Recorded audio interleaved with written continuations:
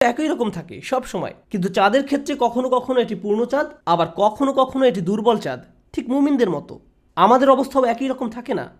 আল্লাহ আজ্জা ওয়া জাল্লা আমাদেরকে রাসূল সাল্লাল্লাহু আলাইহি সাল্লামের হৃদয়ের বর্ণনা করেছেন, লিনুসাব্বিতা বিহি ফুয়াদাক, এর মাধ্যমে আপনার হৃদয়কে সুদৃঢ় করব।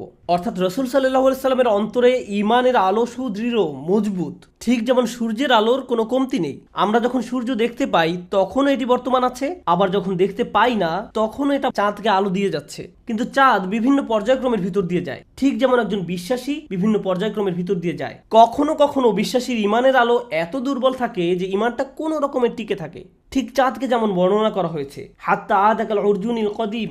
এমনকি আপনার ঈমানের অবস্থা এত দুর্বল হলেও তখনও কিন্তু আপনি রাসূলুল্লাহ সাল্লাল্লাহু আলাইহি সাল্লামের বার্তার প্রতিনিধিত্ব করছেন। এর পরের বার যখন আকাশে চাঁদের দিকে তাকাবেন, আপনি আসলে তখন নিজেকে দেখছেন, আপনি তখন নিজের প্রতি দৃষ্টি নিক্ষেপ করছেন। আল্লাহ আজ্জা ওয়া জাল্লা এই উম্মাহকে পছন্দ করেছেন যেন